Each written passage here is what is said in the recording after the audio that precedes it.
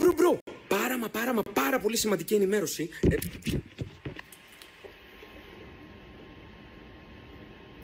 Εντάξει, αυτό ήθελα.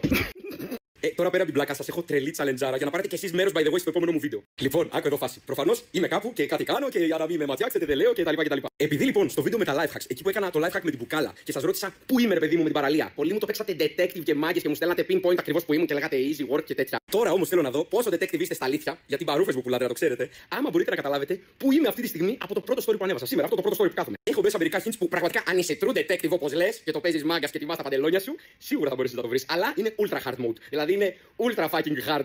Θα μείνω μαλάκας άμα κάποιος όντως το βρει. Και τώρα για όσους δεν.